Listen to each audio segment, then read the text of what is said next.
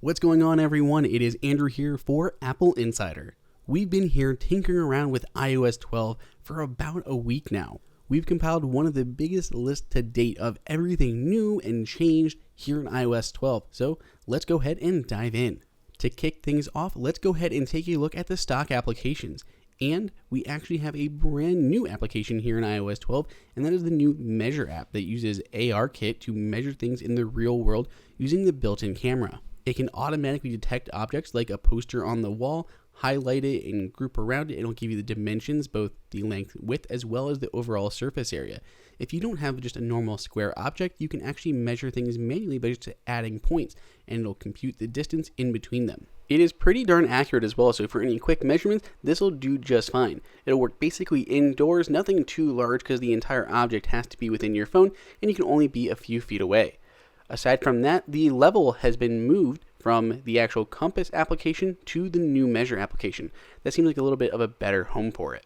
We have a brand new icon for the Voice Memos app, so it's just been tweaked a little bit, has a little bit more color in it than it did in the past, and we also get a whole new redesign. This is the first major redesign to the Voice Memos app in quite some time. In tangentially related news, the Voice Memo app also is coming to the Mac, so that's really awesome, as well as the Stocks application, which also got a redesign here in iOS 12. It looks really nice, brand new welcome screen, and it actually is now integrated with Apple News. So you'll actually see news for the companies that you follow here in the Stocks app. When you pull up the news, a ticker will run across the top. It's really nicely done, especially if you like Apple News. And speaking of Apple News, that also got a redesign here in iOS 12. We now have 3 tabs going across the bottom, including the spotlight view in the center, which gives you some highlights and some talking points, some good stuff to start off with when you jump in the app. And on the far right, obviously, we just have the browse section where you can search through all the different ones, the topics, the channels that you're following, and get a little bit more information, such as just jumping in and following AppleInsider, of course. As had been rumored, the iBooks app has now been renamed just Books, or Apple Books is the full title, and the app itself has a brand new design. There's a really nice intro that walks you through kind of the different stuff that's going on here. Once you jump in, we have a whole assortment of new tabs, as well as a new Reading Now screen. The store got a whole overhaul, which is really nice. It looks a little bit more editorialized, similar to the App Store and even music on iOS and now on the Mac. There's a really nice card animation too. So if I tap on like this David Baldacci book, it pulls it up. You can see as I swipe, the card goes in full screen, or I pull down, I can jump between different books. It's pretty nice. It's a really nice little visual element. The Books section of the settings has now been updated just a little bit. So if we leave the Books app and go into the Settings application, there's a lot of new sections for a lot of apps, and Books is one of them, just been slightly redesigned from where it was in the past. So a few different more options and changed the layout just a little bit here. And lastly, if we take a look at weather, there are a few small changes inside of the stock Weather app. There's some new options down at the bottom. So if you scroll all the way through all these readings, at the bottom you can see we now have air quality and the air quality index, and there is a corresponding setting to go along with that. In iOS 11, we saw a major redesign come to the App Store. A whole lot of stuff changed. In iOS 12, it's not nearly as drastic, with only a few small changes. If we check out the listing for the AppleInsider app, which I hear is fantastic, there are a few small changes. We noticed the copyright info has been moved up from the bottom, was all the way at the bottom, a little bit higher now. We also see the numerical rating is explicitly given, and the category placement was removed. That used to be up here on the top. It would say like 50th out of whatever, 50th in the category. That's been removed. If we jump into the Settings app, there are a lot of little changes in the settings. So we're going to try to go through them a little bit quickly. We don't need to spend that much time in settings. It's not that exciting compared to what else we have to show you. So first up, we obviously have a new wallpaper. It's really nice. We've been rocking it on our iPhone 10 for a little while now, and you may have noticed it in some of our other videos. So we have one new wallpaper there, and the top 2 wallpaper rows have been swapped. So small change, just swapping rows, one going above the other. For iPhone 10 users, it is now possible to add a second face to your phone. So maybe your spouse or partner can get into each other's phones. It's really handy. They call it an alternate Face ID. So if we just scroll down the page, you'll see set up an alternate appearance. So basically it just allows a second person to go in there and register their face, so 2 people can unlock the same phones using Face ID. The battery panel in settings has been one of my favorite because there's a lot of stuff that you can glean from this about how much you're using your phone and how the performance is actually affecting it and what apps are kind of killing your battery life. So we have all new enhanced battery statistics, and we actually have persistent battery usage data. So a lot of nice stuff to like here if you dig into that battery section a little bit more, just to see, aside from that battery health that we saw with iOS 11 update, this is a lot more that you can learn about the actual workings of your phone. I know a lot of people hate having to do software updates, and Apple is trying to make that just a little bit easier. In iOS 12, going to general, then software update, there's a new option to automatically install updates. This way they'll just automatically install whenever they come in overnight, and you'll never have to worry about them. So that can be really handy for people who just don't care and just want to get those software updates installed automatically just while they're in bed. We saw a little bit of reshuffling here in the settings application. Notably, Control Center has moved down, and the sound and haptic preferences were also relocated. So a few small movements there. We have a new option for do not disturb during bedtime, where all of your stuff will be delivered silently in the background so they won't go on your lock screen, making it a little bit less annoying when you wake up in the morning without seeing 1,000 notifications already pouring in. Like we alluded to with the books preferences, there are now a few different preferences for the stocks application here in the settings app. We also have a few different preferences for voice memos. We actually have a few options that we've never had for voice memos before, including when they should automatically be deleted, which I would like never, to be honest, the audio quality, and the default recording names. iTunes U users will have a new settings option added, and for those using the new Measure app, it's brand new, so of course there's a new preference panel for that, where you can change the units from imperial to metric. There is no longer a system services location icon, and the passwords and account preference have been slightly updated than how they were in the past. There are also new options to not allow the wallet on the lock screen, and there's an option to disable USB accessories on the lock screen. Backing up a little bit and going down a little bit of rabbit hole, we're going to go general, then accessibility, then switches, and then inside of there's a new option to always allow USB devices. Siri female is now the default speech voice instead of Samantha as it was known in the past. You can disable Siri suggestions on the lock screen. The emergency SOS call with the side button is now default, and the slider that was there before, that's been removed. Maps have now background app refresh toggle added, and Samoa and Mexico have been added to the regulatory information.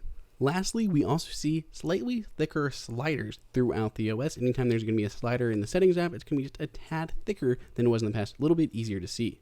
Notifications are getting a major overhaul in iOS 12. They are finally grouped together. It makes dealing with multiple notifications super easy. You can tap on them and tap on show more or show less.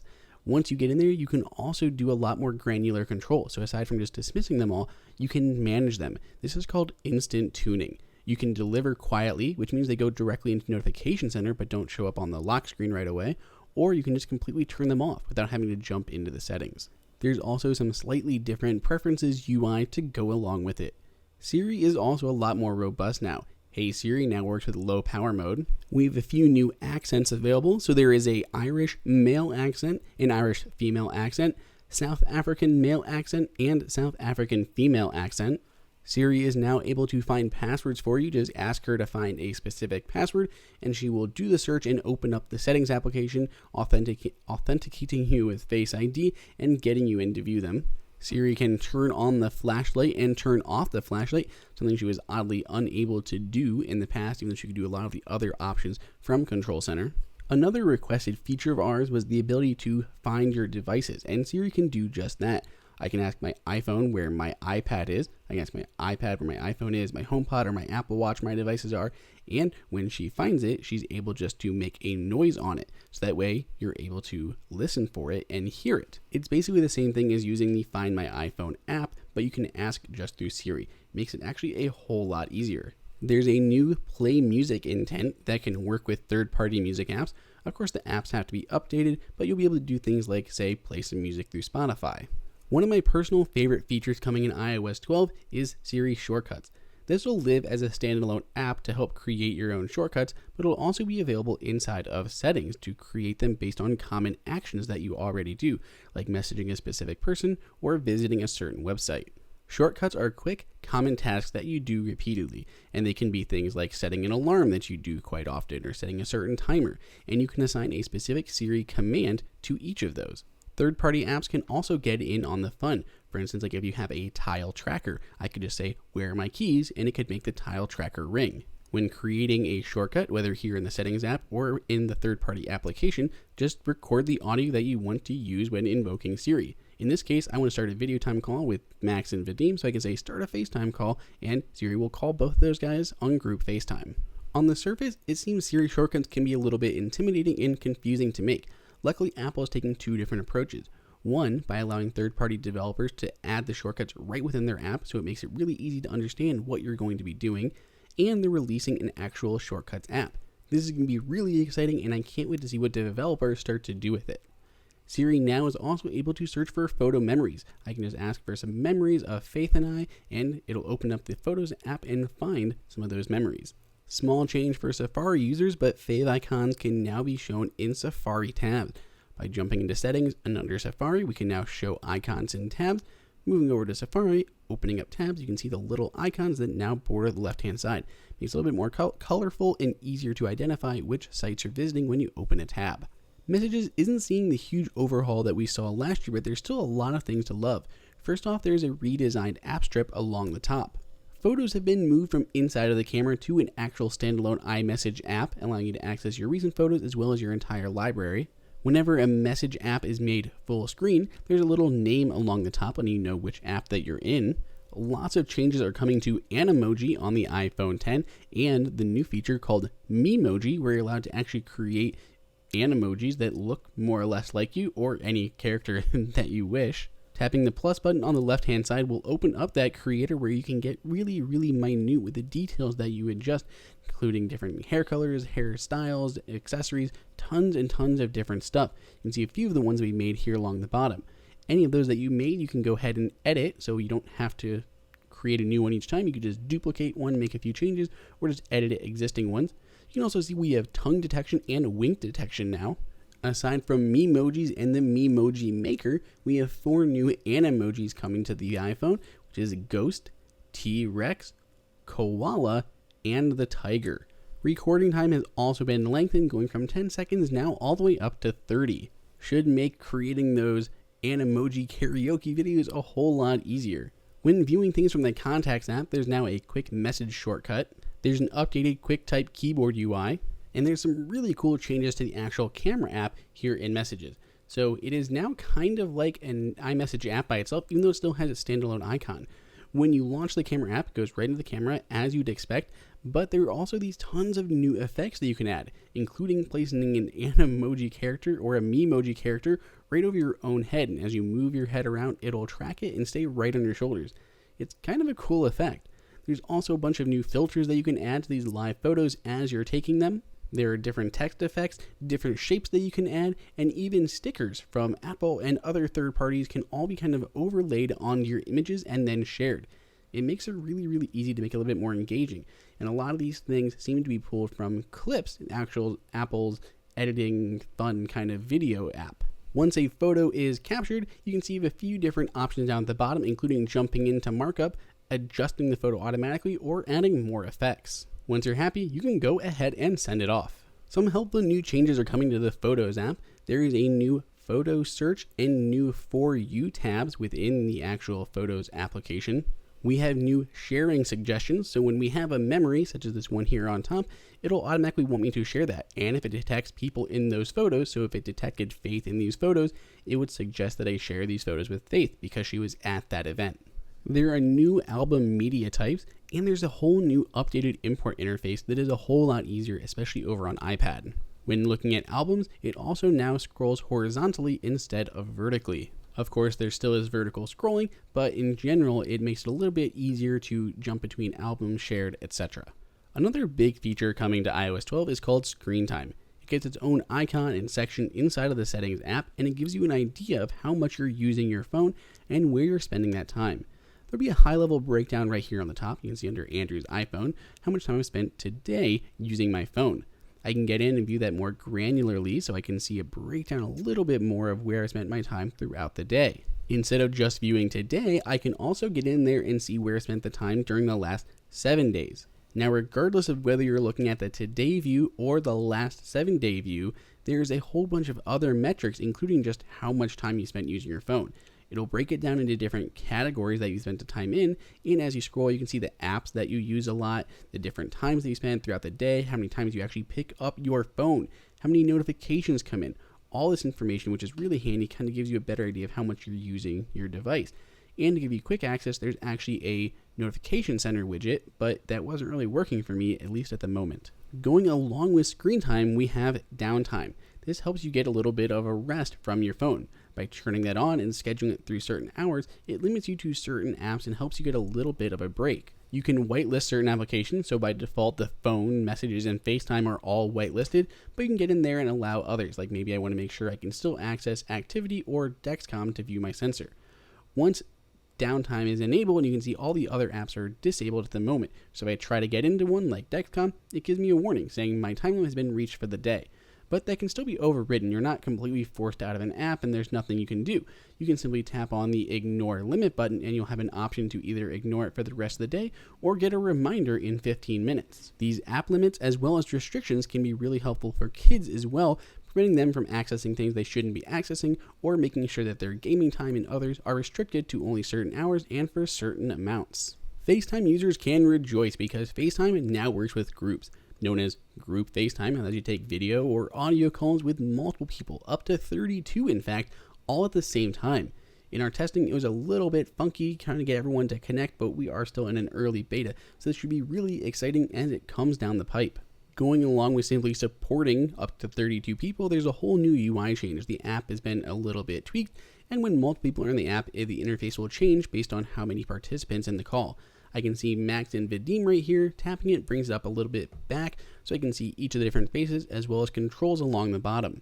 I can tap on Max and I can actually make him full screen if I want to get a better picture of Max specifically and cut Vadim right out.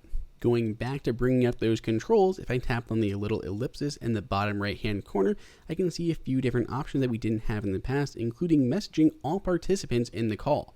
During a call, additional people can be added if that is necessary.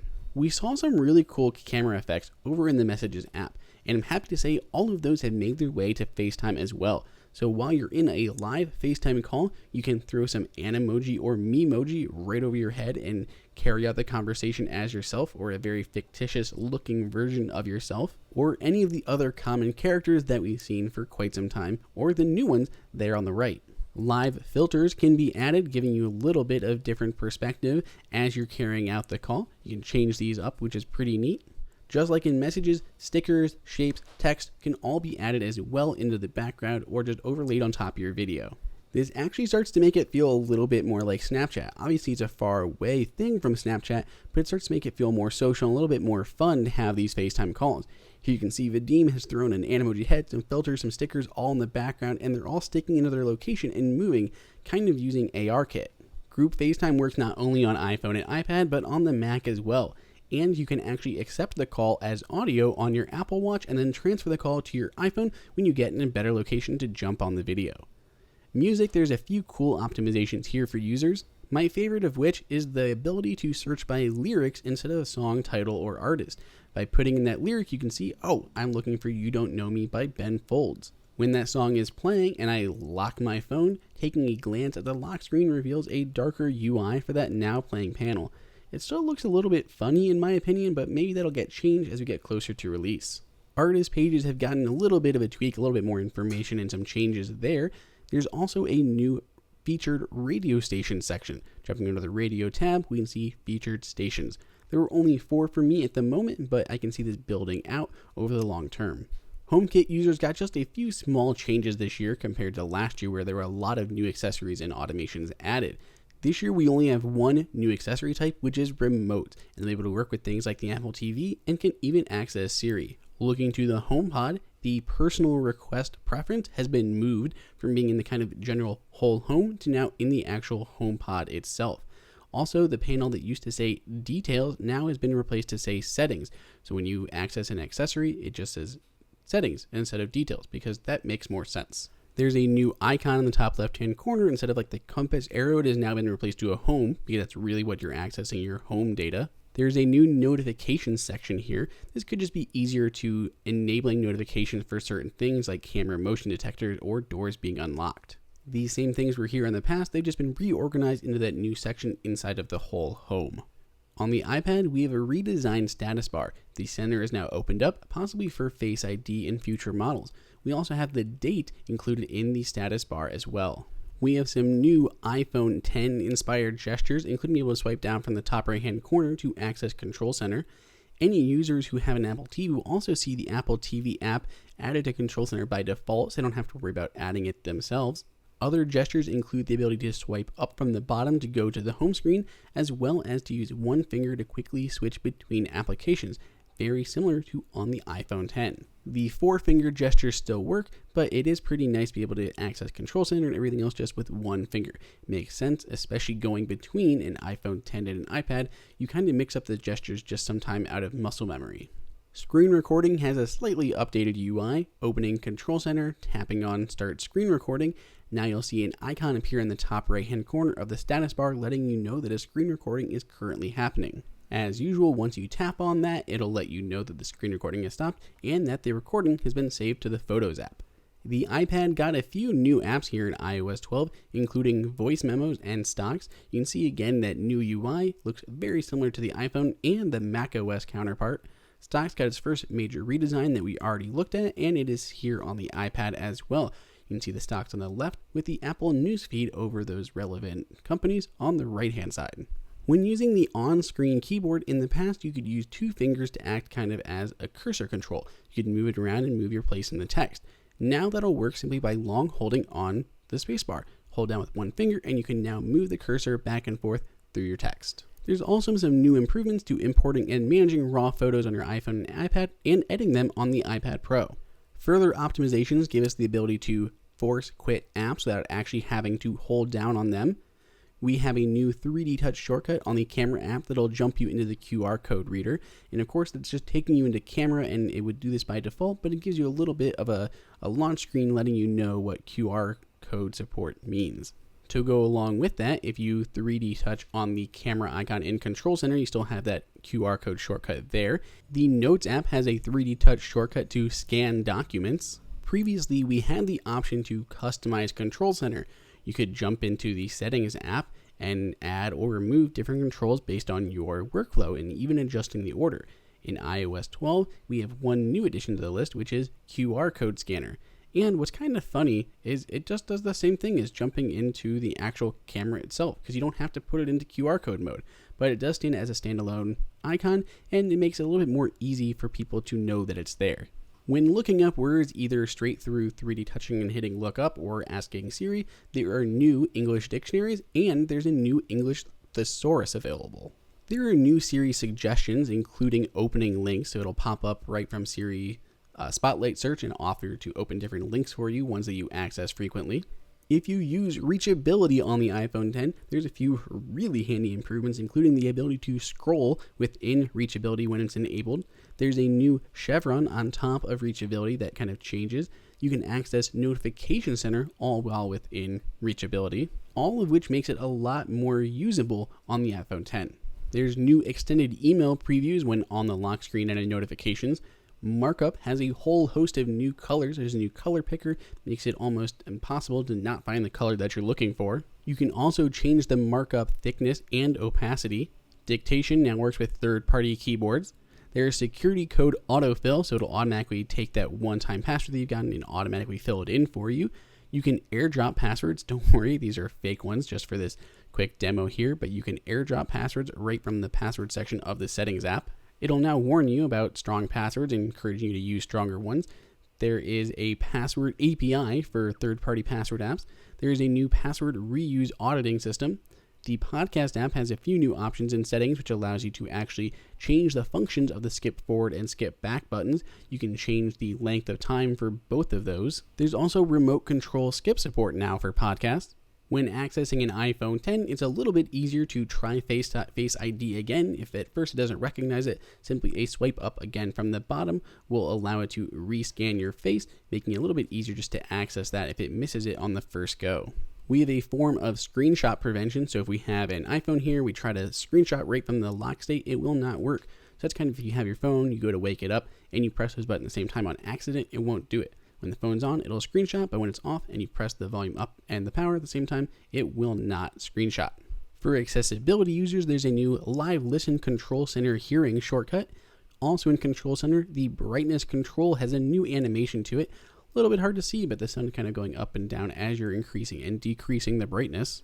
The wallet will be adding a student ID option, and you can disable Apple Pay notifications per card inside of that wallet. Inside of the Awards tab in the Activity app, it has been redesigned a little bit. We can see things like competitions, which are new for watchOS users, and a few other optimizations. iOS 12 is chock full of new features, and it doesn't stop at the 150 plus that we outlined today. Let us know if you find anything else new or which ones your favorite are down below in the comments. iOS will be launching this fall alongside tvOS 12, watchOS 5, and macOS Mojave. Be sure to check out all of those roundup videos to see what's new in those as well. If you enjoyed this video, like it and hit that subscribe button. Also, check out our price guide, which makes it extremely easy to find the best deals on Apple products updated daily. Be sure to follow us on social media, and we'll see you in the next video.